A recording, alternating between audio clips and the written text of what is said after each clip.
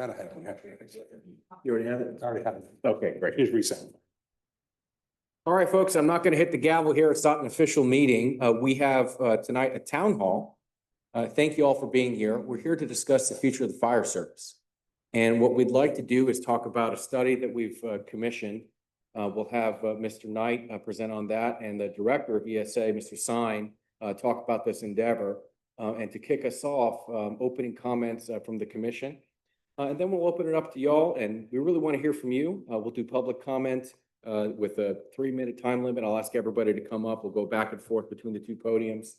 And if you could just introduce yourself and who you're with to get the conversation going. The only thing I'll say, since we have an expert on our panel up here, Commissioner Mood, also Chief Mood, but the only thing I'll say is this only works if we all work together. And that's why we've come together tonight to start the discussion. We have a series of town halls tonight and every night this week to hear from the community. This will be the first of many. And with that, I'll hand it over to Commissioner Mood. Good evening, everyone. It's a privilege to be here tonight, both as a county commissioner and as a fire chief in Middleway. I wear both hats proudly, and tonight I'm speaking from both perspectives. While here to talk about the future of the fire service in Jefferson County, not just the next year or two, but the next 20 years down the road. This is a long horizon, and the truth is what happens, the stations expect, what stations expect and what happens may be very different from station to station. We have significant strengths. The greatest of those are our community. Volunteer service isn't just a Jefferson County tradition, it is who we are. I don't envision a time when there won't be volunteers serving here. It's too deeply rooted in our way of life.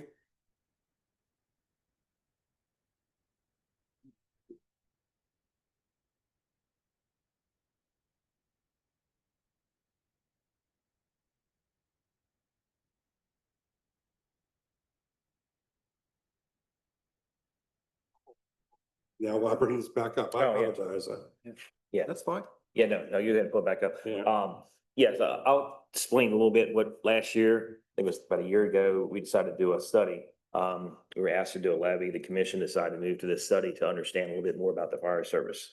One of the reasons that how I voted to move the study is to make sure that we're covering everything in the county that needs to be covered and we're not duplicating. And mainly duplicating is what I was more concerned about. Because once we do a levy or a bond or not a bond, but a fee, if we go that route, that's taxpayer money coming in to a service that we have to watch every dollar and cents. So I just wanted to explain to my thought process to why we needed to do this study. Certainly, emergency services is my #1 priority here on the commission. And we can just look around. It's not rocket science what's going to happen here in Jefferson County. We can look to the east, west of us and see how Berkeley County is transitioning over to paid staffing. And certainly we can see what's happened over to Loudoun County, Montgomery County, Fairfax County.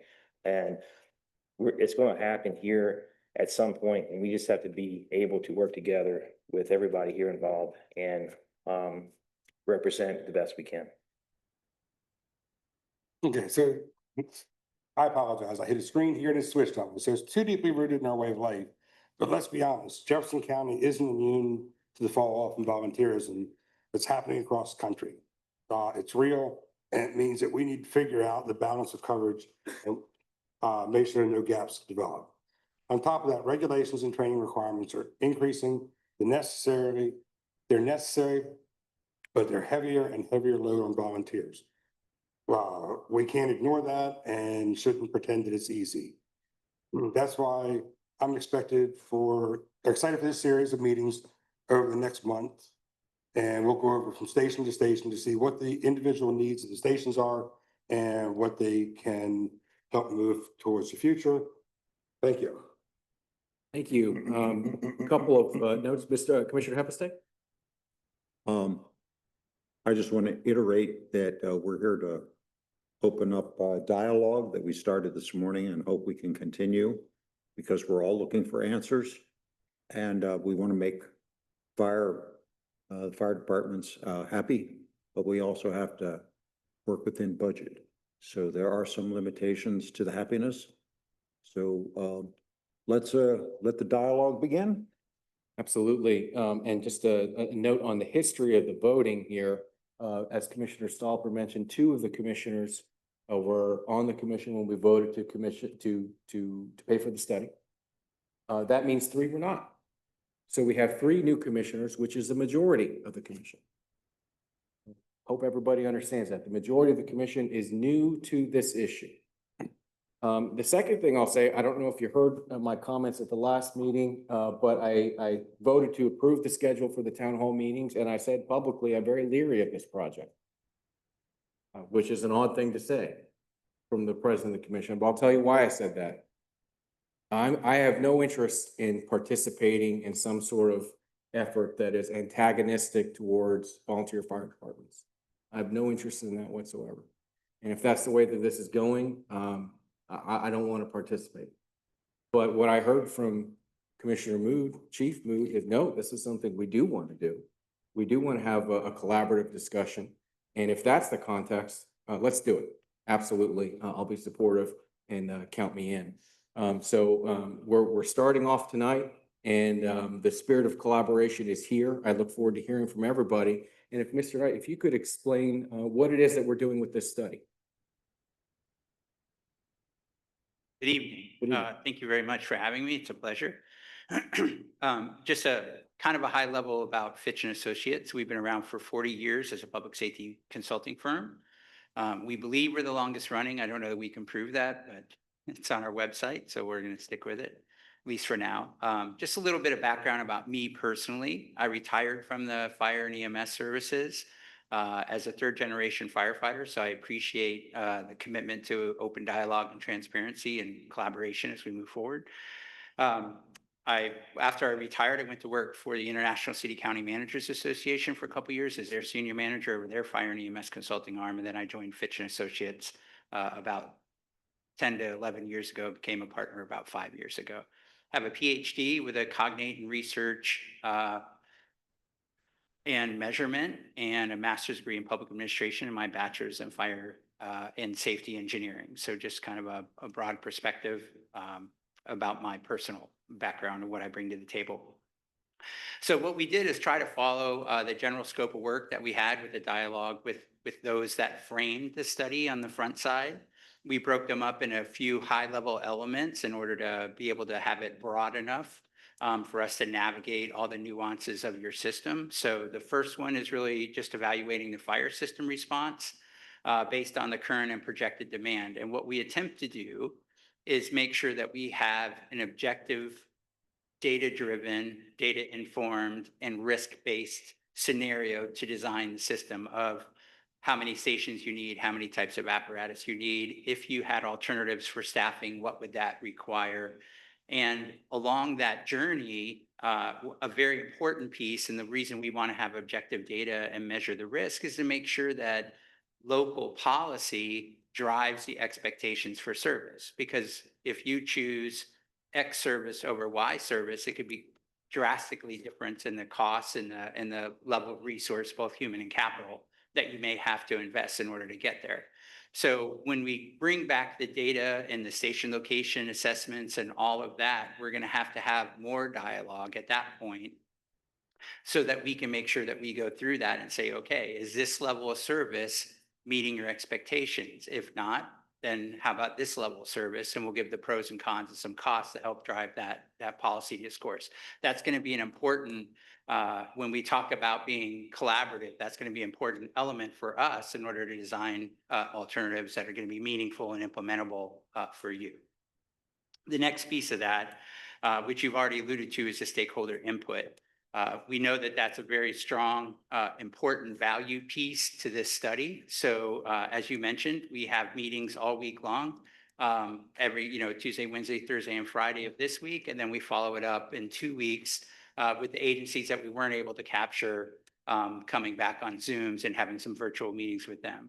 And it won't be a one and done for us. I'll be happy to share my contact information. And if anybody didn't have an opportunity to share or wanted to speak directly or give us some internal feedback directly to us, we'll certainly be open to that as well. And then the next piece is to provide recommendations for increased efficiencies, enhanced performance, and very importantly, fiscal sustainability. So we'll walk through all of that, and your system design will be a big piece of that. And then the last piece is we understand that all policy is set at the local level. So our strategy as a firm is not to be overly prescriptive and come in and say, this is the only way that you can do things. If you as the commission need some firmer recommendations for us for any reason, we're not opposed to that. But our plan A, the way we deliver these reports, is to really build out several alternatives and give you the pros and cons and costs so that you can navigate which policy option resonates the most with you. We certainly won't put anything on the table that we wouldn't stand behind, but there's always a lot of flexibility in how you ultimately get there. So with that, that's kind of the broad-based approach that we have. I'll be happy to answer any questions, and I don't know if you had anything you wanted to add specifically. Director Stein, thank you. Good evening. I'd like to thank everyone for coming this evening. This room is full of a lot of emergency services providers I've seen around here. A lot of us are not only the ones in public safety, but on the commission, we're lifelong residents of this county. We've seen a lot of change here. Those of us who have been in the fire service have seen it evolve. Once upon a time, it was bustling with hundreds and hundreds of people. If you weren't in the station holding onto that fire truck when the bell went off, you missed it. Changed. People aren't able to work around here anymore. They're like they used to. Employers don't let you off to run calls. A lot more training, like Chief Mood, Commissioner Mood said. So our service is really changing. 3 years ago, the county chose to take over the EMS, 911 EMS system. That's been evolving as a move forward. Fitch was employed at that time for a study. We continue to try to be good partners in this service. We're in it together. I'm the chief of the Emergency Services Agency. It's the county's component, the career providers, firefighters, EMTs, paramedics. I manage that organization. We work currently out of 4 stations in the county that are volunteer stations. We have our ambulances there. We ride the volunteer fire trucks. We try to help provide the service as much as we can to the community. We struggle also. There's not as many volunteers as there used to be, which means there needs to be more of us to fill the gap to ensure public safety being delivered. One of our biggest challenges, I think, moving forward is going to be funding would be the number one thing. We've got to figure out how to support the volunteer service. Many areas they fund most of the general expenses for the volunteer fire departments, their workman's comp, their insurance, their fuel, utilities, replacement equipment.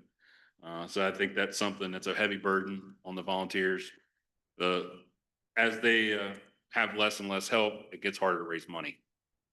So, and on the career side, our money goes to our operations and mostly to our staffing to support the service. In the future, to adequately staff every station and any expansion of future stations, we're going to be looking at an additional 300 personnel that should really come on over the next 20 years. And that would put 6 people in every fire station, 24 hours a day. So we've got some real challenges here. Just recently, we are implementing a flex ambulance, which is going to be used to staff Middleway. Its primary purpose will be to backfill for vacation sick. When a person takes off, I can't leave the ambulance unattended, so we have to 100% backfill.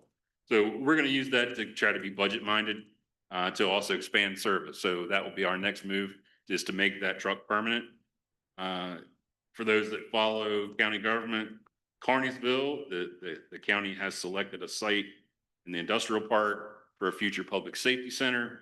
It will be shared by the sheriff's office, and the ESA will have a fire and rescue station there to cover that territory, to expand, fill the gaps, move our training center from our small office on 16th Avenue to this new facility. We hope to see that. I'd like to see that before I retire. So the beyond that, we're going to be looking at the back to the mountain. We need to eventually put something back up there as we get funds and equipment. And we really need to start looking for a piece of property that we can build a station that will adequately serve both ends of the mountain. Being that's a long geographic area, it's really hard to stick a ambulance in a spot up there and have it serve from one length to the other. So, and finally, Bakerton would be the last station that does not have staffing. So we have areas where we need to expand in the future. So these are all things that I think I'm hoping we can address through this study. Thank you. Excellent. Do y'all think we should proceed? Do we go to comments next or? That sound about right? Well, we have 3 people who have signed up, but I see a lot of folks in the room with background and expertise on this. So if you haven't signed up, you can come on up afterward. But the first 3 people we have signed up are Amanda Stroud, Michael Huff, and Brian Rotas. Ms. Stroud, if you come on up to the podium, and you've got 3 minutes. For those who haven't seen how we do public comment before, I just set a timer for 3 minutes so we all have the same amount of time. And then I'll make this noise when there's about 10 seconds to go. And then at 3 minutes, I'll just do that noise to indicate that the time is up, and we'll go on to the next speaker. It just as a friendly reminder, we don't do personal attacks here. So if you disagree with somebody, say, well, I think that's wrong, perfectly fine. But don't say, well, this person is a bad person and blah, blah, blah. We're going to refrain from that. Ms. Stroud, the floor is yours. Okay. Hello, everybody, again. I'm Amanda Stroud Ranson, and I'm just representing myself, and I have a question. Is the county commission trying to take over the fire service in Jefferson County? I mean, these town halls, I never did that, along with the upcoming fire study are a great idea. But the vibe I'm picking up is y'all want to take over all emergency services. I was under the impression that by law, JCESA was only responsible for EMS. However, with the FDID number, which was supposedly just to be able to apply for grants, JCESA is now a fire department. If the county wants to take over all emergency services, they're going to need to seriously increase the ambulance fee and come up with funds to buy the fire stations, vehicles, and firefighting apparatus, along with millions of dollars in yearly operating cost. And there's no ARPA-style funds in the foreseeable future. To help fund 24/365 fire service everywhere it is needed, including the mountain, I'd like to see the fire companies be able to put a fire levy before the voters next year. The idea of a fire levy was proposed at the end of 2023. After numerous county commission discussions, it seems to have died a quiet death in June of 24. However, there is plenty of time to hold follow-up county commission meetings, as well as meetings to sell the idea of a fire levy to the general public. After all, the county commission's order calling for the levy election must be entered a minimum of 71 days before an election, and there are 2 election dates in 2026, May 12th and November the 3rd, so there's plenty of time. So what about it, commissioners? And thank you for listening. Well, that didn't take long. No, I meant, it didn't take long to refer to an unwelcome takeover from the county commission. I'll just reiterate my position from the beginning of the open discussion with everybody. I'd like to have this be collaborative, and that's what I intend to do here. And I'm happy to hear from everybody who would like to speak. Michael Huff, Independent. And that's my position as well. It needs to be a collaborative effort.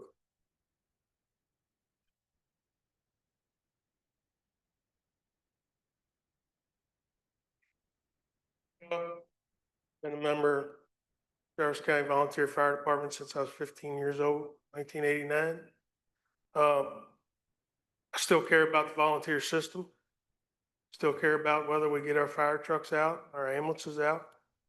I would just like to know what the intention of the county is and the commission for the whole idea of why we're here today, as far as where do you plan on getting our money from to support this?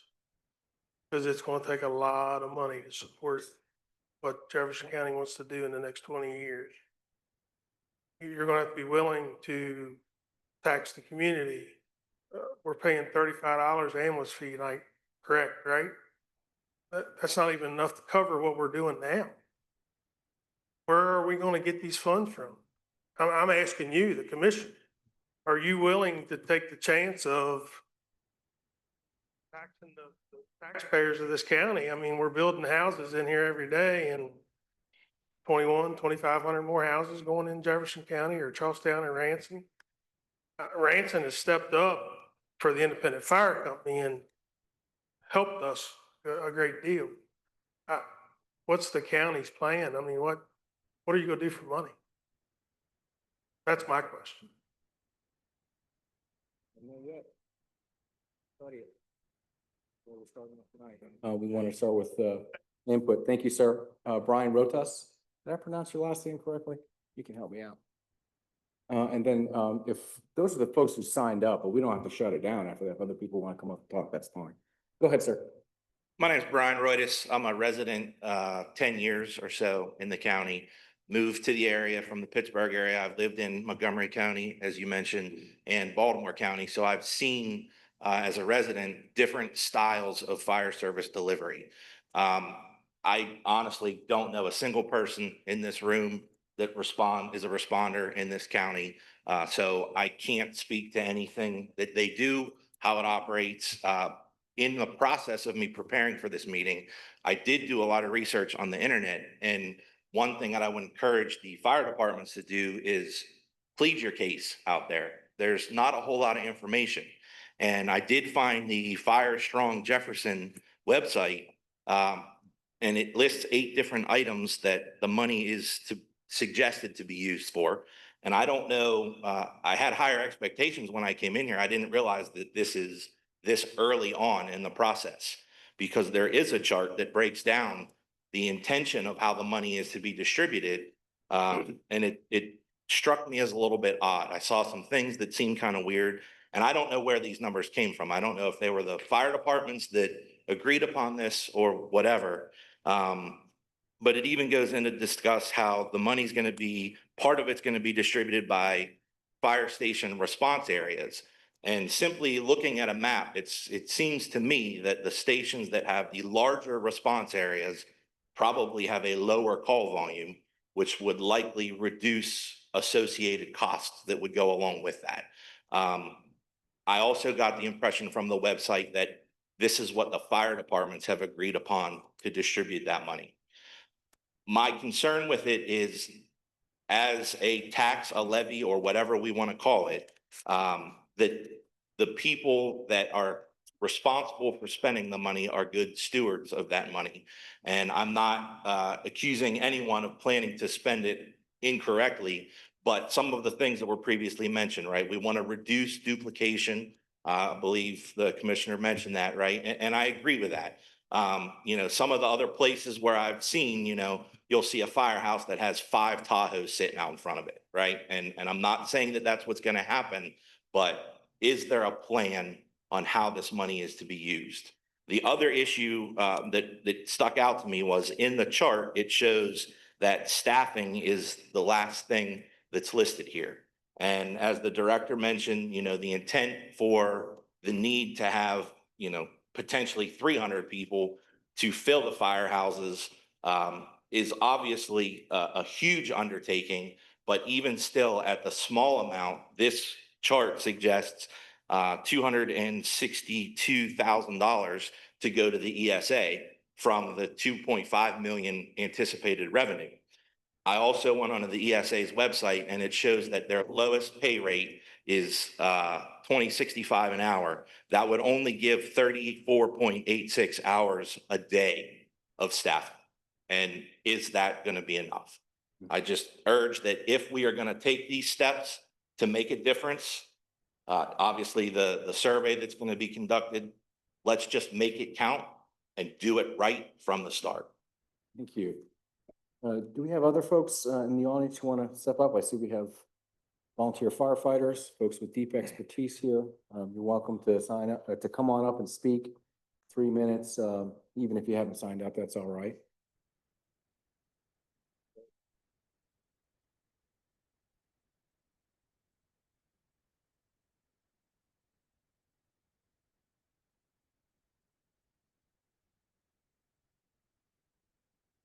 My name is Brian Hagberg. I'm a 6-year resident of Shepherdstown.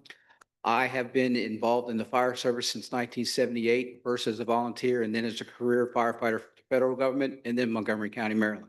And it's good to be in front of you guys again to testify. I've been before you for other issues. Good to see you again. I just want to give you some advice. Look around you. You don't have to do this alone. Washington County, Maryland is going through a project to try to get staffing in. Berkeley County just had their first career graduation. So everybody around you is dealing with the same issues. I grew up in a volunteer fire department that just lost volunteers because we were out in the rural part of Montgomery County and jobs weren't out there. So we couldn't be there to get the apparatus out during the day when there was an emergency. So career staffing was the answer for them. It costs money though. For the volunteer side, you have recruitment and retention. That costs money too. You have to train people to do the job to the certification level and keep them at that level. So however you wish to go, and I've always been involved in a combined system where it was volunteers and career personnel working together on the same apparatus at the same fire calls. It can work. I just ask you to do some research and look around the counties that have already done the work and don't reinvent the wheel. Thank you.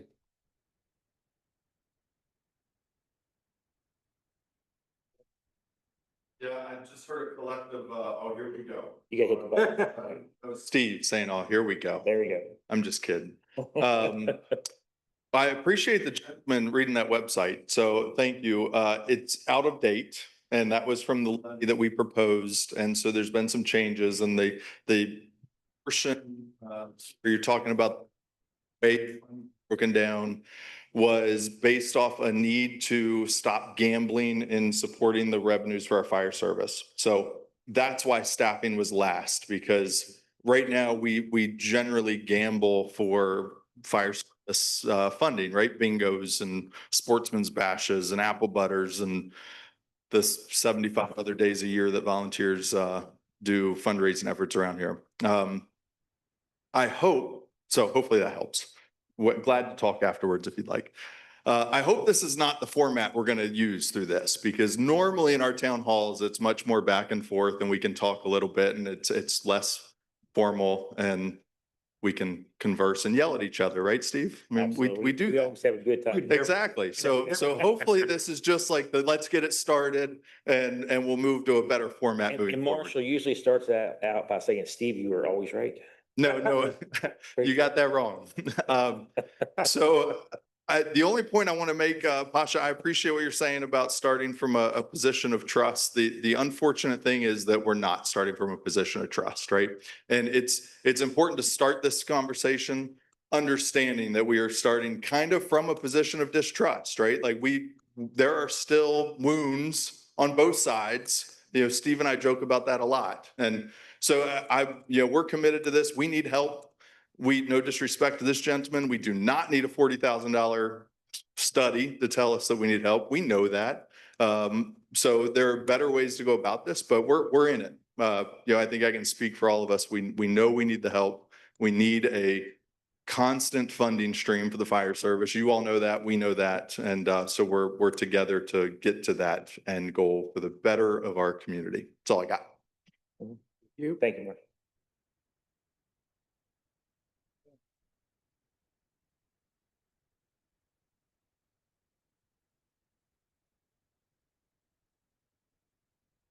Sorry, all night. My name is Matt Ravelli. I'm a resident of the Middleway District. I'm also a volunteer with Independent Fire Company for the last, I think, 18 years, as well as a career firefighter for 22 years in a Northern Virginia department. first, I wasn't planning on speaking, but I'm gonna kind of throw it out here. I live in Middleway. My house is gonna burn down. Okay, no offense to chief. We don't have adequate water supply. We don't have adequate manpower. The volunteer system in this county is slowly but surely dying. Okay, and there's nothing, and I'm a volunteer. I've seen this happen in the jurisdiction that I work for. It's taken 22 years for that to happen. But it's going to happen. It's happening a lot quicker here. We need to continue to support, obviously, the funding, our companies, you know, all of our local volunteer companies, and we also need to support our career staff. I'm sure Chief Stein cannot talk about personnel issues, but they continue to lose personnel. We train, or they get trained, they leave because they're not adequately compensated. Their benefits do not support the local jurisdictions. Berkeley County, Loudoun County, Montgomery County, Frederick County, all, for the most part, better pay with better benefits. We are not doing our people justice. These people are going out on the road on calls and are there by themselves. Units are failing and we just expect them to deal with it. I think at the end of the day, we are going to kill somebody and it's going to be on, our companies, our chiefs, our commission, because they're not adequately funded. They don't have adequate manpower. They don't have adequate equipment. And that's not even getting into the fire department side of things. I mean, y'all are going to have to eventually pay for $1 million fire trucks, for engines, $2 million ladder trucks. I don't know how our county is going to pay for it. And, it's kind of concerning going forward, but that's all I got. So thank you. Thank you. Anyone else want to come on up, get us started? After you're done, I'll say something. Yeah, let's give it a few more seconds. And if not, then I think Commissioner Stahl will get started.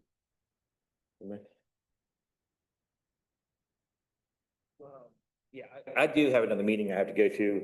I have the farmland preservation meeting tonight, so I do have to leave here in a couple minutes. Just want to say something real fast after the comments. Yeah, the gentleman said it right. This is taxpayer money. We have to be responsible for it. And I think that's why we have to have this study to make sure we're not duplicating, make sure we're providing the proper service. If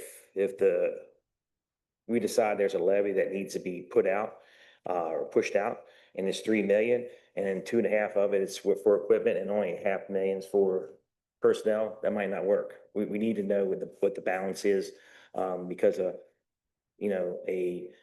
fire station full of fire trucks and no firefighters is not going to do anybody any good. So as far as I can only speak for myself, the future going forward, do we plan on, does the county plan on running or owning fire companies? Absolutely not. Absolutely not. This is something that we want to work with the volunteers and work collaboratively.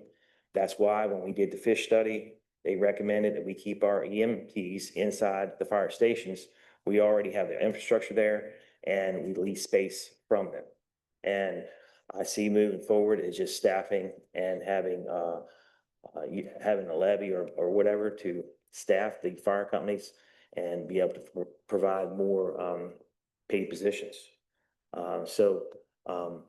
But I do not have any plans, or speaking for myself, to own a fire station.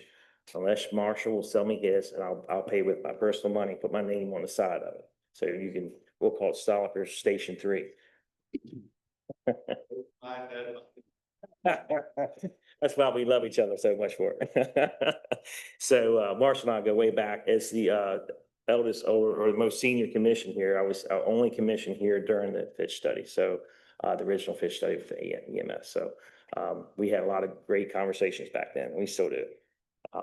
But that's all I really wanted to say. I do have to run. My apologies on that, but look forward and seeing y'all at some more meetings. And I think, are we going to be in Shepherdstown at some point? Mm-hmm. At your Shepherdstown meeting, we could set up a town hall, however you want to set up the room, Marshall. And we can put a big, however you want to do it. Accountable for your words. Oh, yes, accountable for my words. I'm glad you brought that up. I've always said that, whether it's a levy a bond, I keep calling it a bond levy or a fee.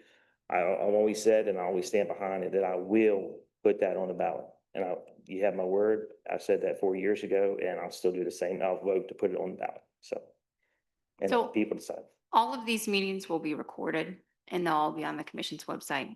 So you'll be able to see all of them in one spot. Thank you. Come on down. You got another comment, please? You owe me at $20. I bet you. All right, See you guys. 40 years in the fire service, 32-year career. I was a part of Berkeley County multiple years. I'm gonna say this much. I do not agree with the levy as a taxpayer. Okay? That's not fenced money. That runs out down the road. You're gonna put something in place, put something that's sustainable, it's gonna stay.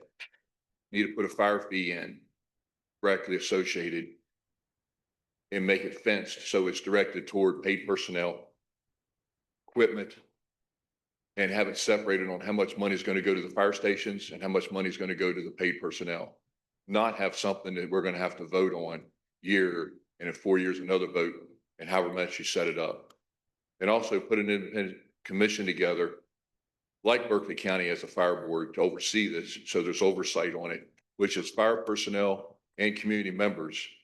So you have input from all stakeholders, which is the people that live in the county, the volunteer fire departments, the county commission, and the citizens. That's where this, I believe, needs to go. So it's fenced money, you know what's coming in, and you're not having to worry about voting on it down the road where you could lose that funding if you get a bunch of people that say, we don't want to pay that tax anymore. It's my 2 cents on that. It does need to be funded, but it needs to be fenced money. So it's not like we're doing a school levies and bonds every few years. And you're always trying to campaign to make it there, make it sustainable, make it last. That's my input on that. Thank you.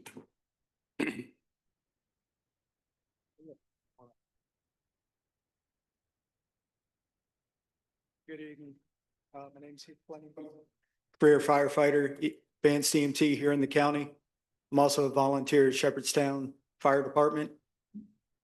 I'm not representing either of those two places tonight. Just have a question for myself. I heard it said that that the commission is responsible for the way that the money is spent. And I also heard it said that we have to find funding for the fire system, whether it's career or volunteer. So if you're responsible for funding and responsible at how the money is spent, how much was the new building that was just purchased cost? What was wrong with the offices that they were in? And how much is it going to cost to renovate the new building to have all of those offices in one seat? Could that money have not been spent somewhere else to help the volunteers, to help the career staff? Just my thought. Yeah, I appreciate that. Mr. Bound, can you tell us a little bit about our capital outlay fund? We had before I joined the commission, we had $90 million plan for a new building, and we cut that in half to buy an existing building. We're saving about $500,000 a year on building maintenance and energy bills. Is that roughly accurate? That's right. Yes. Could you tell us a little bit about how capital outlays work and the original plan before you were on staff, before Eddie was on staff, and before any of the three of us were even on the commission? There was a long-term plan to spend $90 million on a new building, and we said, hell no. Correct. Yeah, what I've seen is previous commissions have put money aside, capital investment for buildings such as this. And there have been multiple studies. We talked about fire studies. There's multiple studies of existing buildings and what was needed. A lot of electives have been questioned, a lot of direct departments and what size, what square footage they needed and things of that nature. And we've gone over that a few meetings ago. We had a presentation of such, if anyone's interested in going back and looking at that. But to answer Mr. Fleming's question, 1.256 for the next 20 years will pay our bonds back that that were voted for. And I think we're at 12 million. I haven't talked to Ms. Kuhn, but I think it was 12 million for renovations. And again, we're still doing final renovations and things like that with our, what's the word I want? The drawings, things of that nature. So it's, Yeah, so those are the big picture, bottom line numbers on the facilities. I think the long-term play was 90 million for a new complex. We decided to not build a new complex, but instead purchase existing buildings. This thing looks brand new, but it's been here for a while. This is the APUS building. So we got that at a discount. yeah, 23, 26 million, something like that. Yeah, great price for square footage. And we're not moving from one building into one building. We're moving from a dozen buildings into one. Yeah, a whole city block. Yep. Lowering our operating costs and our maintenance costs on facilities. Yeah, please go ahead. I wasn't going to say anything, and I'm not going to get in my bandwagon, I promise. My name's Ross Morgan, Fire Chief, Jefferson County Fire Department. And I've been in it for officially 45 years, unofficially 60 years. But Jefferson has always been very vocal for the past year when they talk about fish study or a study, a fire study, that please, commissions, don't waste your money. You did anyway. This is something that we can do ourselves between the association and ESA. But no matter what plan we go with, what study, who or how you want to do it, it all boils down to that you all have got to come up with some kind of funding. No matter how you look at it, the commission has to come up with the funding. And this is not news today. This has been going on for 40 years. And that's the God's honest truth. Pros and cons between levies and fees. We do not want a levy because, as Mr. Christmas spoke earlier, you have to vote on it, get the voters' approval every 45 years. If I was a young man coming out of school or whatever, and I want to get a job here on the ESA, do you think I'm going to put my chance on a job knowing it could be eliminated in 5 years, 10 years? No. So that's my biggest oppose of a levy. It needs to be a fee. And you're just going to have to get some broader shoulders and a backbone and tax the citizen. Trust me, I don't want to be taxed anymore, but something has to be done. The first priority is getting money allocated for personnel. That's the bottom line. And so however you want to cut the slice or dice or whatever it is, you all have got to come up with some funding. You know, the commissioners prior to you for the past 1 years have been told that. We have been promised things of a levy or fee, and at the very last moment, they pulled the rug out from beneath of us. So yes, there is a lot of distrust, about 30 years of it on my side. So I hope we can continue to have a good conversation. I'm sure we will, but bottom line is y'all have to come up with the funding. Thank you. Okay. Thank you.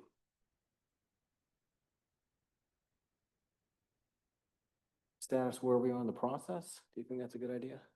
Yeah, well, I'd like to start by saying that as we move forward, I do agree with you that there should be less formal. This is just kind of the initial kickoff, kind of getting everything out there. But yes, it does need to be a less formal, more back and forth, a little less time on it. And that way we can have good discussions. Because one of the things that I want to look at it from each company is what your abilities are, what your needs are, what works well for you, what doesn't work well. And that way we can all hear that and maybe share some of that information with one another to improve the service overall. But yes, we're going to have to look it down the road for the funding and where that's going to come from. I agree with you, Ross. So yes. Thank you. Could you all, either Director Simon or Mr. Knight, give us a sense of where we are in the process, what stage we're in? Absolutely. So there's been a lot of work going on in the background to capture all of the initial background data that we're looking for. Most of the agencies have provided some degree of the information that we've asked, and we've gone back and forth working with the communications on capturing the response-related data. We have that down, refined, and approved an agreement on what the sample data looks like, and we're just waiting to receive the full 5 years of that data. Once we get that, then we can start processing the data-driven pieces of this with the quantitative data report, the station locations, all the things that we would test for response time capabilities, as well as station locations, looking for duplicity of services and things like that. So, and then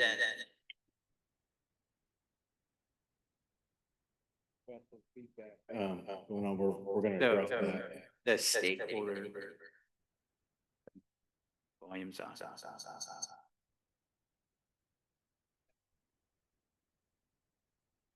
One second, please. We're gonna address that.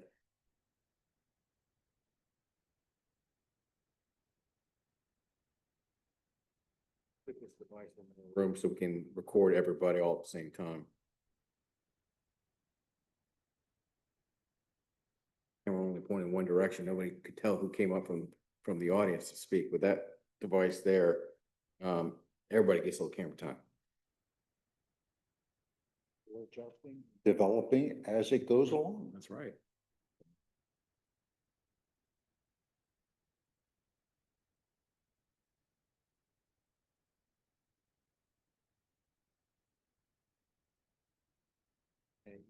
Mic back on. I think the feedback problem will be solved. How about now? It's a little better? Yeah, thank you. Okay. So, again, just as a quick recap, well, a lot of work's been going on in the background to capture the initial data for us to do our analyses. That's working. That's ready to launch here soon as we get the 5 years of data. And then this week, all of the stakeholder meetings will be an opportunity not only to hear, as you described, what are the strengths and weaknesses, what opportunities does each agency see, and what are their unique challenges that they're seeing at their specific agencies. But we can also go through the information that they have uploaded and ask for any refinement or clarifications on those. So we're in a good stage, but in the scheme of things, as far as deliverables, we're in the early phase. Okay, and Commissioner Mood, we've had some conversations, and I'll throw you a rhetorical alley-oop here. Why are we bringing folks in so early to comment if we're just starting out early with the study? We don't have any answers yet. Well, the last time the study was done, there was no input from the volunteers. It was completely done on the ambulance service, what it could do, and when it was completed, it was just handed out. And that is one thing that left a very bad taste in the volunteers' mouth. And I completely agree that it was handled in a poor manner. And the best way to do this is working together. We all out here work together. This is a combination system. And there's no ability to go away from that anywhere in decades, I don't believe. So we've got to work together to figure this out as a combination system, what will work, what won't work, and move forward that way. Thank you. I would agree with that. That's the only way I want to be involved. And I'm going to reiterate that for a third time. A question was asked at the beginning, what's the plan? We don't have a plan yet, but the reason we're bringing everybody in early is to start getting input early so we can come up with a plan with input as opposed to commissioning a study, writing the study, and then saying, here's the answer. Come on up, sir. Yeah, please. You had your hand up first. You come to the mic because otherwise the people online can't hear you.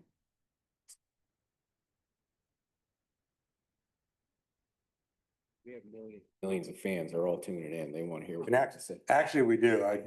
There's somebody had asked about, was there a way anybody online could talk?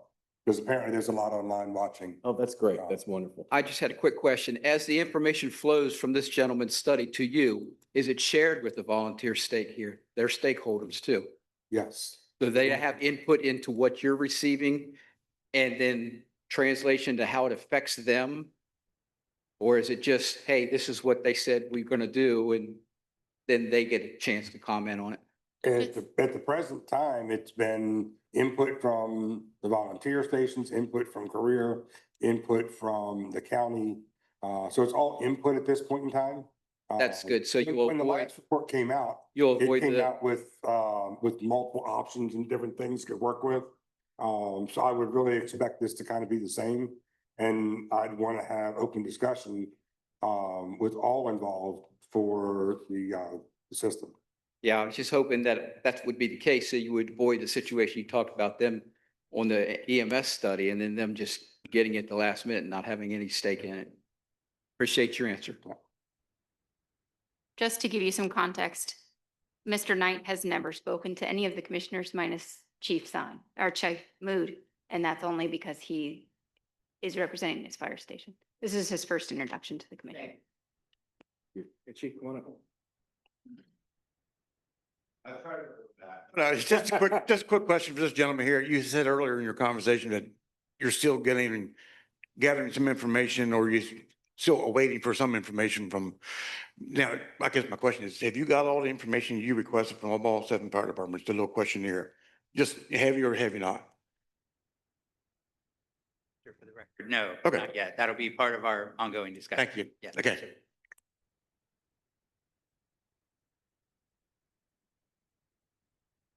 All right.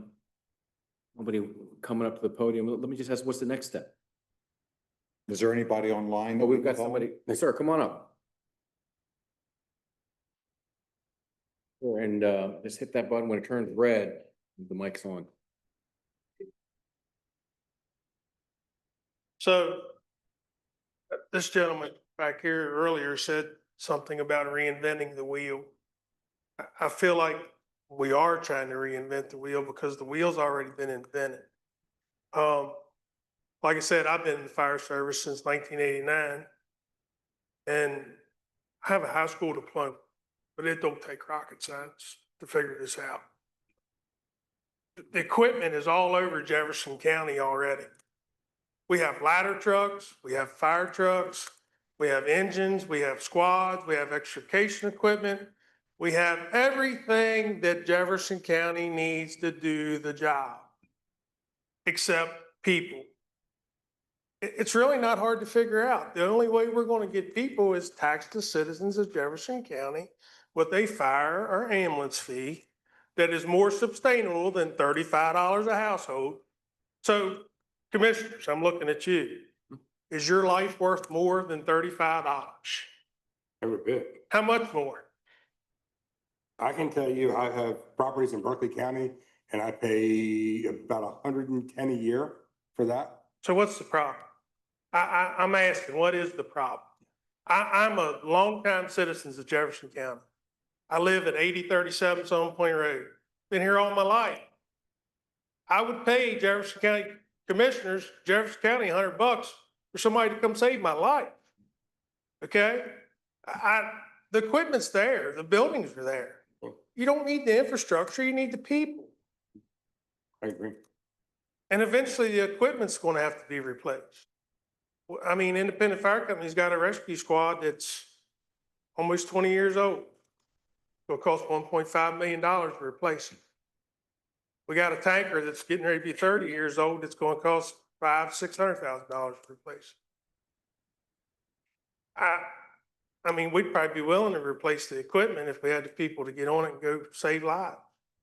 I don't think it's that hard. I think we're making it harder than what it is.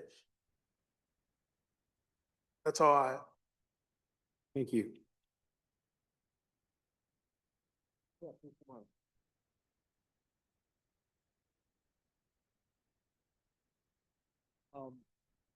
The question about the fit study, the original one. I was an employee at that time. You're not the gentleman who presented that last study? Okay. Then you may not know, but I seem to recall at that time when he was originally talking to all of us, and I know the commissioners here were not seated at that time. I don't know if you know, but he was originally talking about fire and EMS in that original Fitch study. And I can't remember if it was Chief Berner or Chief Kaiser at that time. But he was directed, and the commission at that time had told whoever was doing that report that they only wanted EMS only. So there was data already out there for fire and EMS.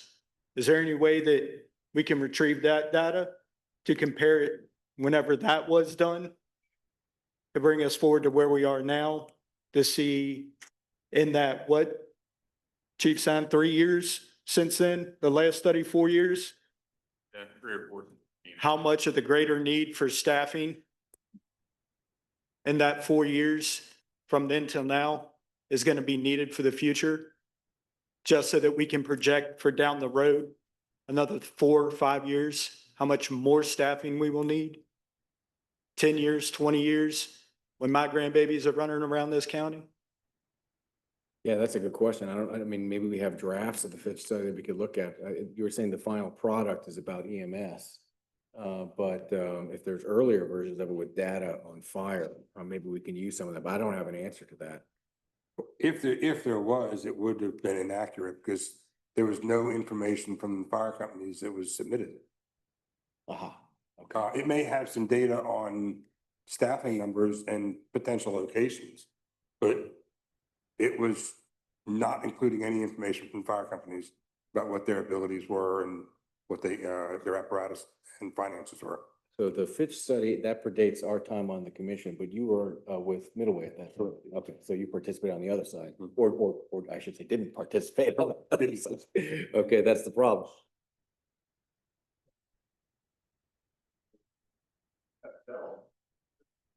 Okay, the comment was made that in the end, Fitch study was not used, it just got shelved. That was from Mr. Demerit.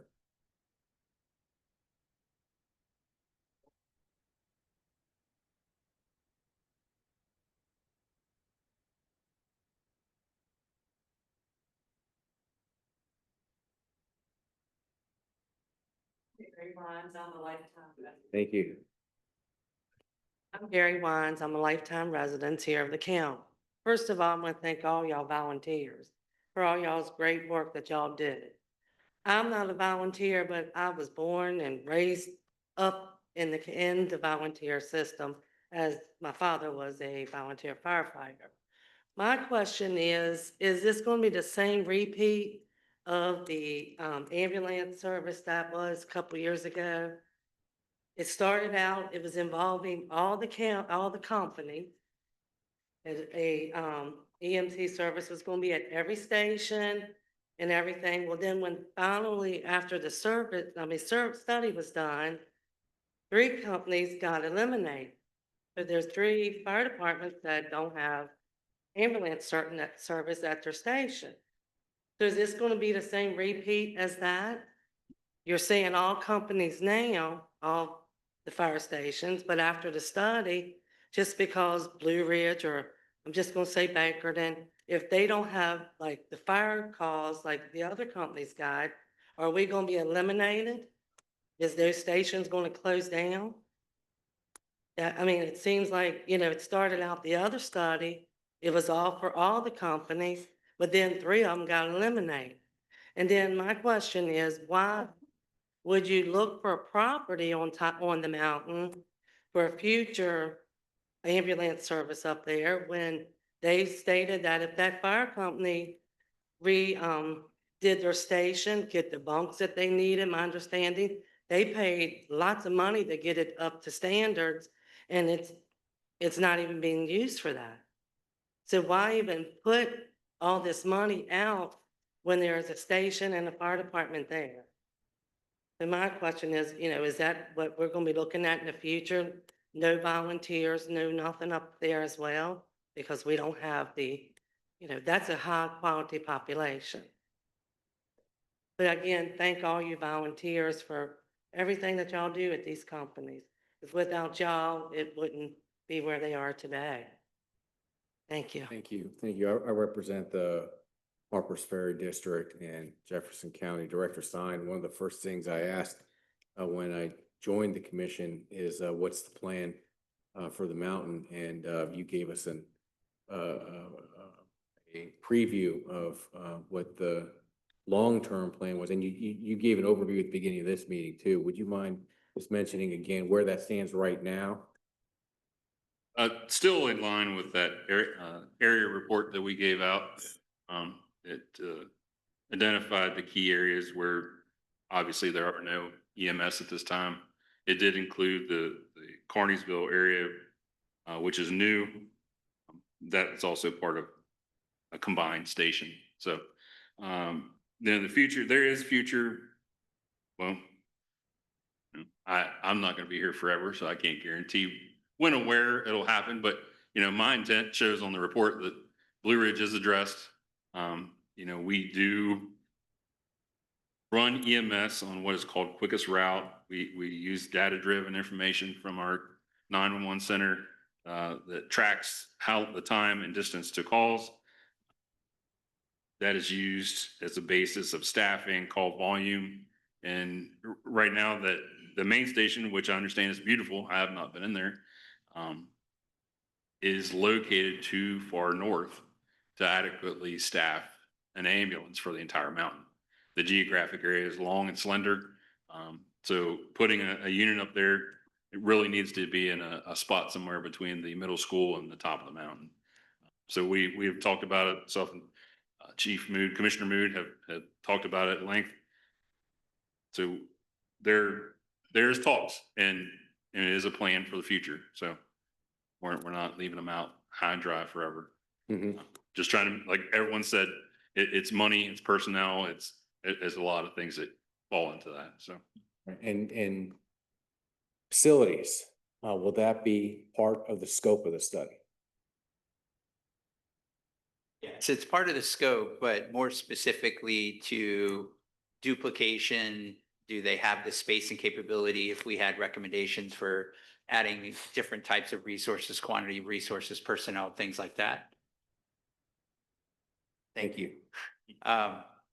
What it isn't going to do, other than at a high level, is speak to the conditions of the facility. Like we're not an architectural firm that's going to give a life of service or valuation or anything like that. Okay. And Commissioner Mood, can we ask the volunteer fire departments to contribute that information? That'd be reasonable. Evaluate the status of facilities so we can make some long-term plans. Sure. That'd be helpful, do you think? I mean, as we're going around talking with them, that's the information they can provide to us, yeah. All right.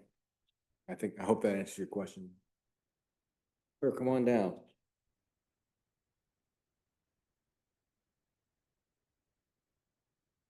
In regards to the previous study and the discussion about the new facility up on the mountain, the original study, the executive summary has a chart with 10-minute response times.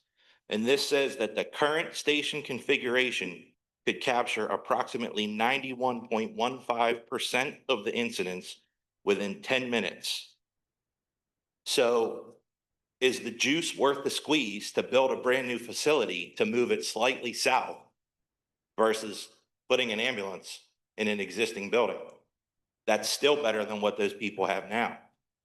So I understand we're not at a point to make that decision, but I think those are things that need to be considered and weighed because the building is there. And most of the time, a renovation is going to be cheaper than a new facility. And if it simply is a matter of staffing a unit and putting it in that firehouse versus them having nothing until a new facility is built, it seems to me like that would be the better option. Is putting an ambulance in the existing building where it had been prior to it being taken out. I understand it may not be ideal. It may mean that someone, you said that the current facility is too far north, is that right? Or too far south? What?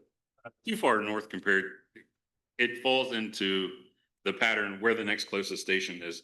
So comparatively speaking, Mission Road, the Blue Ridge main station, and Citizens Fire Company. Citizens Fire Company houses the ambulances for that region. In the dispatch quickest route program, even if the crew was in that Blue Ridge station, the dispatch program would select the ambulance from Citizens Fire Company to respond to all addresses on Mission Road because its calculation determines that that unit can arrive there faster than the unit from Keys Gap, which would be the main station that we're talking about. Is that realistic though, for the responders? I'm not familiar, so is that realistic?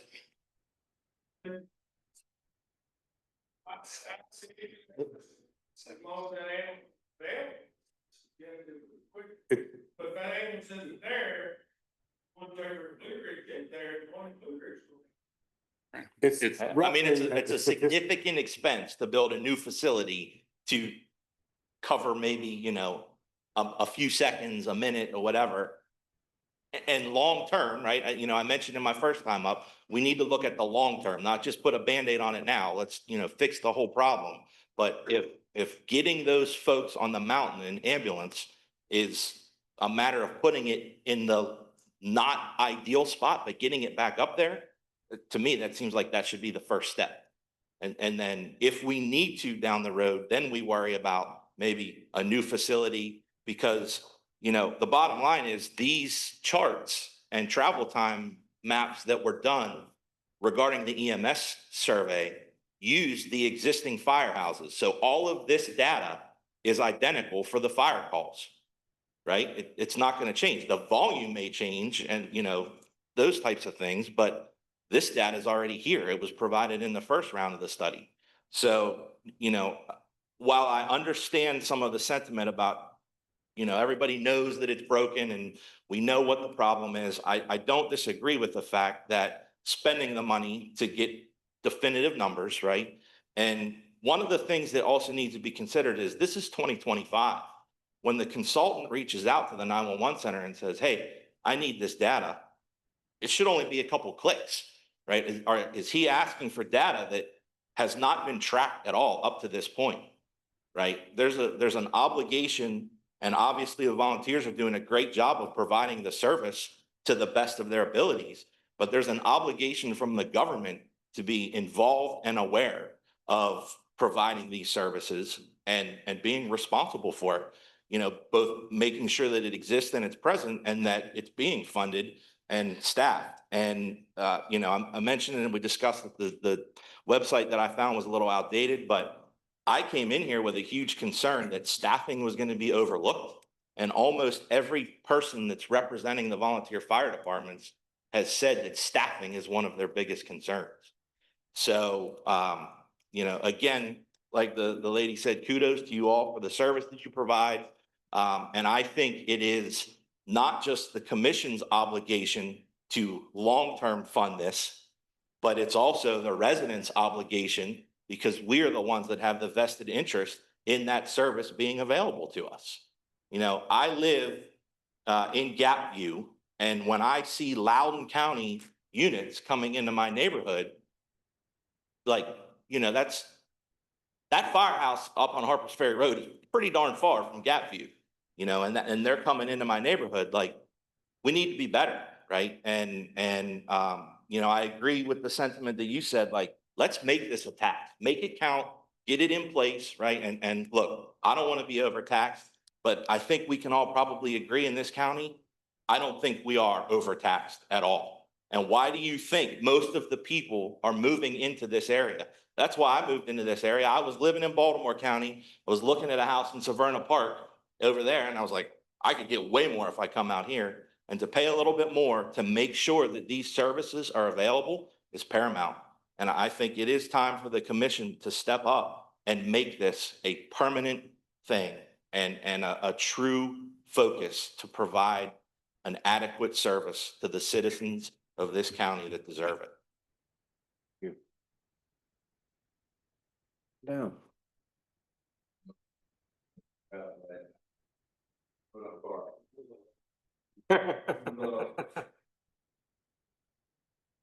I'll sit back there. Chief Ravelli made a comment a while ago about water sources. What is the comparison to your all's company versus ISO? Defense study, what's the comparison to? What our comparison is? Yes, sir. We aren't distant from ISO. Really, all we do is evaluate what ISO's footprint is, see where your water is and is not, and then what your mitigation strategy, whether that's through tanker shuttles or, you know, whatever the next scenario is. Looking at ISO's rating for your area is usually pretty informative for us to say, okay, these are the areas where you're more compromised than not. And that comes into the resources that you need and the staffing that you need, depending on what that part of the rural area or non-hydrogen water areas are. So where I'm going with this is we're talking about stakeholders here. All right. And nothing against you guys. But when was the last time the county called, the county commissioners asked for a countywide ISO rating, which is free? Doesn't cost a dime. None of you all were on the county commission, but the county commission can call for that. And it's a free study. And they give you this information. Okay. All right. If you look at the county, I would say, looking at some of you all sitting back here, what do we say? 90% of the county is unprotected with water sources. 90%. All right. So as Chief Rapelli made a comment back there earlier, you get a call out Summit Point, Middleway area, Carneysville area, somewhere out through there. And I'm working with Independent right now, so the individual ISO rating, that's a gray area out that way. Okay. So basically you're looking at, let's just say Middleway Fire Department is a 6.9, 9 being the worst for your ratings for what you as a taxpayer pay for your insurance yearly. So you look at me and say, I want $100 from you for fire fees. Okay. All right. Where I'm going with this is I want $100 a year for a fire fee that's going to be divided amongst the volunteer and the career system. All right. I'm fine paying with that. What are you giving to us also? Are you putting infrastructure in with impact fees that needs to be accomplished with 1,200 plus homes this year approvals? Are you putting water lines in? Are you doing things to assist on your side too? You can tax us for personnel, but we need the tools to do the job. So if his study is going to put it out there, that's fine. But ISO does this free. I've been through 4 ISO ratings in my career. Doesn't cost a dime when they come in. They recommend pumpers, ladder trucks, tankers, water systems, dispatch systems, because when they come through, they look at the same thing. It don't cost the county a dime to get that done. You could call for that right now. You could say, call up Hagerstown, the gentleman just retired, and say, we want to do a countywide ISO and see what our strengths and weaknesses are. So then you're comparing them and to them, because the insurance companies look at cluster ratings and they look at ISO ratings for what the fire departments are using for fire responses. I live in a class 9. I got the worst rating that's sitting out there. Nothing against Middleway. It's just the way it is. Okay. There's a lot of these people who live in the same areas. Mountains up there, they're in a 9. So with the impact fees that you've got money in hand that's already there. Work on putting them into infrastructure. And that's why I was asking him what his comparison was to the ISO, because this is something new to me on these, but I'm familiar with what ISO does. That's enough there. Thank you. One of the points that was raised was impact fees. Mr. Bound or Ms. Benitez, could you give an update on the change to impact fees the commission put in this year?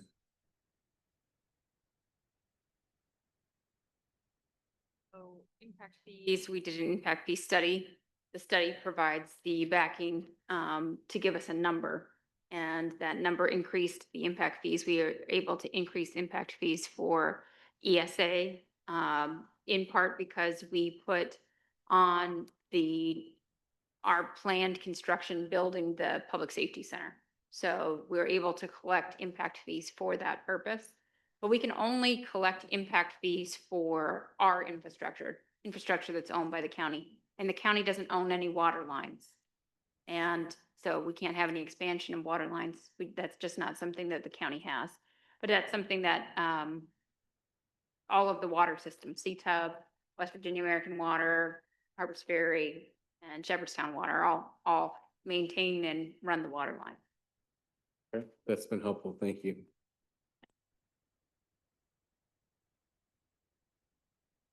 Other comments? Please, Ms. Stroud.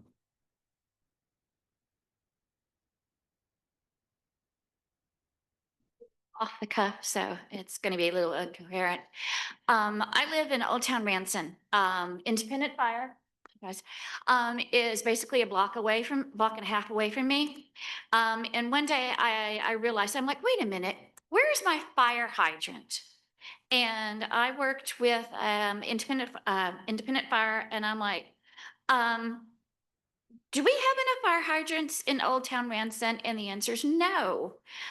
So I've been working with CTUB, and I need to remind them once again that I'm going to revisit the issue of missing fire hydrants. There are missing fire hydrant areas within Ranson itself, and then of course there's going to be need to put more of them in on Mildred Street when we start doing the infill going out toward Route 9.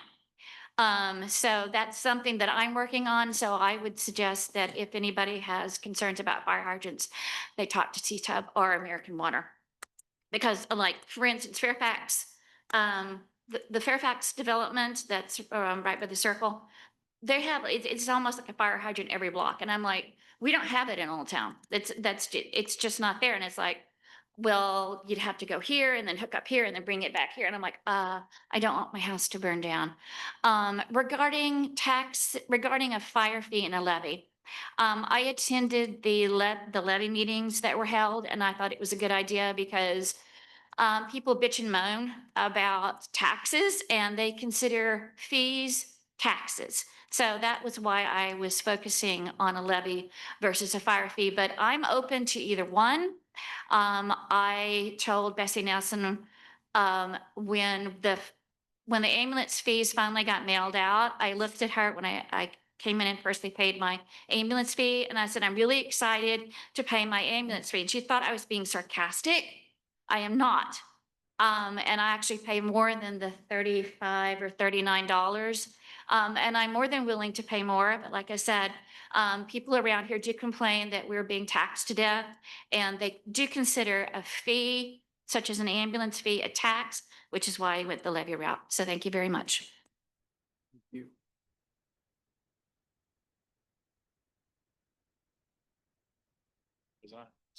Couple things to say. One thing, I would just use the right terminology, as Ms. Strauss said, a fee. It's not a tax, and that makes a big difference. Some like we pay a trash fee, for someone to pick up your trash. So, and if it was a tax, it would be, added to some other. Would make a lot of things would make a lot of things easier. But I would use a fee, or I think that's going to be more standard. One thing, I'm a numbers guy, so some of you guys are career, if we're talking 300 people in so many years, what would be an average hourly or yearly wage that I would look to try to figure out how to fund? Anyone have an idea? Are we looking at 50,000? Are we looking at 80? Sure. Right. And Mike, he said it's volunteer, so we're looking at zero. But is zero going to get, butts in the seat?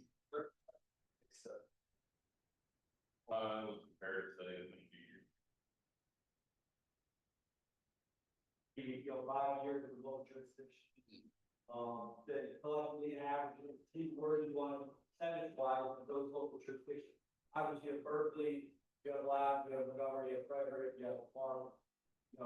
Somewhere in you're not going to be the highest. We can't afford that. If you want to be low, you got to be paying the people you have, then bring people from other jurisdictions. We don't have people in this county that are going to be able to work. They're bringing people from Morgan County, from Berkeley County, from other jurisdictions. This county's already got a great schedule. They got a 24/7 medical, but they don't have the pay. They don't have the benefits that the other jurisdictions, specifically over the mountain, have. So it's something that is not a hard number. It's got to be reevaluated every still off from 3 to 5 years to stay in that 90 percentile. Or they should say, hey, we're going to pay 110%. If you want the best, we don't want the lead. Every time we give them the guy that we're good schooling with, every time somebody leaves, it's a cost. Because that training that you gave them, they're kind of going away somewhere else. It's just something that has to be consistently evaluated. Sure. Thank you. And I'll just summarize because we don't have mics in the back. For those who are following online, our chief financial officer said, well, what should we be prognosticating? What should we be planning for salaries, for pay? And comments we got in the room is we need to do a pay study every 5 years, and we need to stay current with that. That's the brief thing. Back with Loudoun County entry is 62,000. Martinburg 56.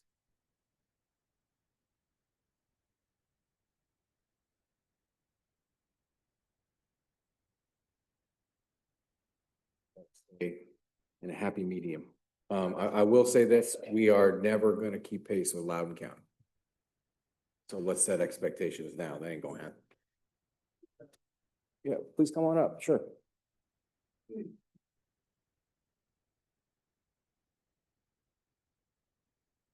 No, it's all right. Come on up. Come on up as much as you like. Hey, well, Bruce is hard to beat. So you talk about the fee, and I agree, it needs to be a fee, not a tax. Regardless, somebody needs to pay that fee. But, you know, you was talking about the mountain and you was talking about Bakerton earlier. Where'd you say you live, Commissioner? I'm in Harper's Ferry. I'm in Old Town Harper's Ferry, So you're right next to the fire department. and 2 blocks away. So some people aren't that close. So some of the people that live in Blue Ridge, some of the people that live in Bakerton have to wait for a service that they pay the same price for that every other homeowner in Jefferson County does. And where I'm going with this, and I think it's great that we're doing this study. I think it needs to be done. I think we need to plan for the future. But at hand, I think we need to fix the problem we already have. We don't have enough EMS in this county. What are we gonna do about that before we worry about whether we're gonna staff a fire truck or not? I mean, the JCSA employees that work for us now already staff a fire truck for us. So if we add more staffing to the ESA, it adds more staffing to the fire trucks. But in order to do that, $35 a household ain't gonna cut it. I preached this up here earlier. We need more boots on the ground. We don't have enough coverage to cover what we're doing right now, EMS wise. So what you're saying is we have first class and second class citizens that live in Jefferson County, but they say they pay the same price for EMS fee. I only wait 2 minutes for an ambulance, you wait 10. What's right about that? I mean, why is there not an ambulance sitting in Blue Ridge? Why is there not an ambulance sitting in Bakerton? Why are they not staffed? Charging the county people enough to feed to make sure we have the people in boots out there doing it. But we're sitting here talking about putting them on fire trucks and we can't pay the ones that we got on ambulances that are underpaid already. There's got to be a solution. We need people in boots at the fire stations. But we got to fix the ambulance problem before we can even worry about putting them on fire. That's it.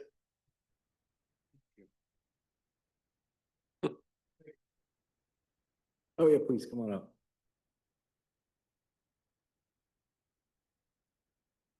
Put in perspective to what Mr. Bound said, we heard the comment about, was it Loudoun County? Starting at 60 what? 62,000. City of Martinsburg comment was 50. They're in the mid 50s to start. I'll be entering my 6th year here in Jefferson County in January. Last year, my gross was 51,000.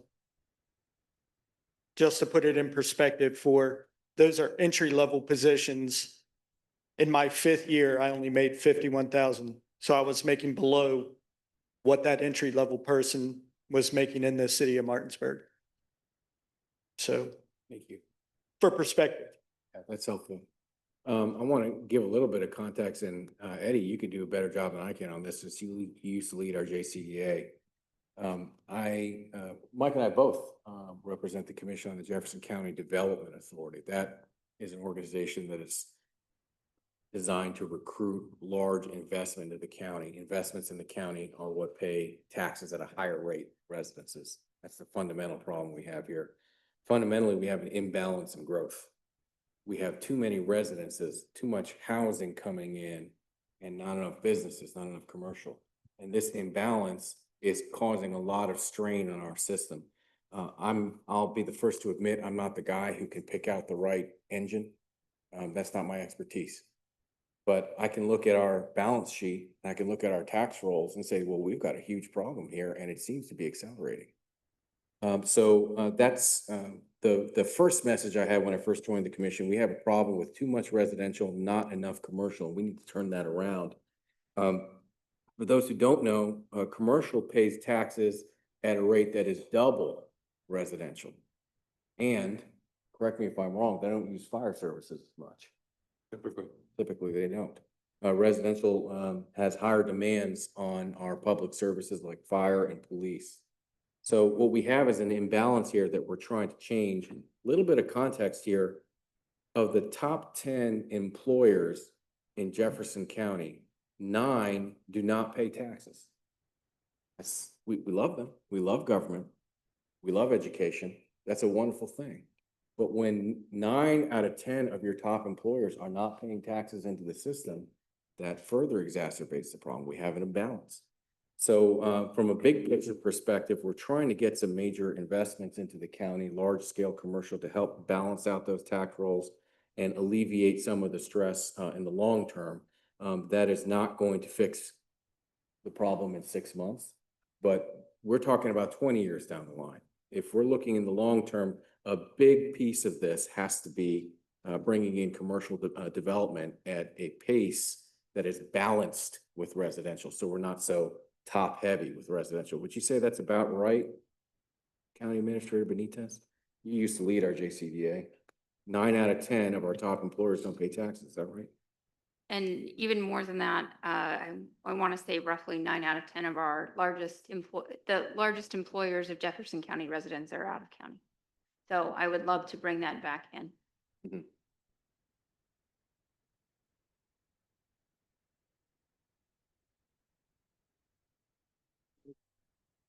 If we don't have any further comments right now, I think one thing to talk about is the process, what the next steps are.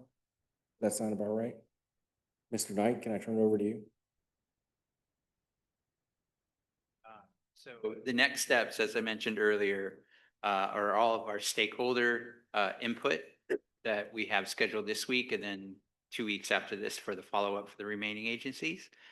And then as soon as we receive the rest of the data that we requested, then we'll be working in the background to develop all of the quantitative and the GIS assessments so that we can bring those back to you and start to have some policy-related dialogue about, what is the data telling us and what opportunities may or may not exist. Can you reach back out to us with anybody who's not gotten the data to you so we can try to reach out to them to encourage that? Yes, sir. Absolutely. We have a lot of folks who are directly involved with this here. Do you have a message to them for how to provide input to you and further communications after tonight? Yes, I think my intention was, as we meet at each individual agency for our stakeholder meetings, that I'll go over where we are with the information that's been provided. And through our open dialogue and transparency, I'm sure that hopefully we'll build a little more trust, we'll get a little more information. We'll also be guided to the areas that we should focus our attention. So that's the intention of how I'll go through that. And then, as I mentioned earlier, we'll leave that open door for anybody who wants to reach out directly if they didn't feel comfortable talking in a group session.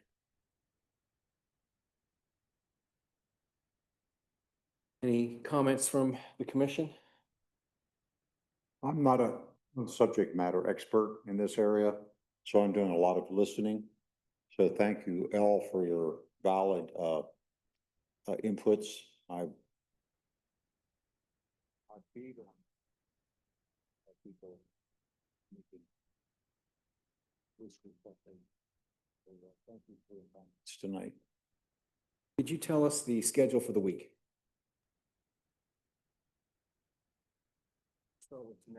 Where are we tomorrow night? Let me pull up my calendar and see if I can't do this a little bit of justice. I can help you. Okay, thank you. So tonight we are here. Tomorrow night we are at Citizens. Wednesday night we head to Friendship. Then we're off at Middleway on Thursday night. Friday night we're on the mountain. And the week of the 13th of October, we'll be at Bakerton on Monday the 13th. Tuesday the 14th, we'll be at Independent. Wednesday, the 15th, is the Public Safety Awards Banquet hosted by the Chamber of Commerce. Thursday, the 16th, is our commission meeting, and then we'll close up with Shepherdstown on Friday, the 17th. We'll have all the answers by then, right? Just a couple weeks. Okay, that's a joke, folks. That's a joke. All right. I like to close with this old saying. If you want to go fast, go alone. If you want to go far, go together. We want to go far. It's going to take some time, but we're going to work together. Thank you, everybody, for coming tonight. Thank you.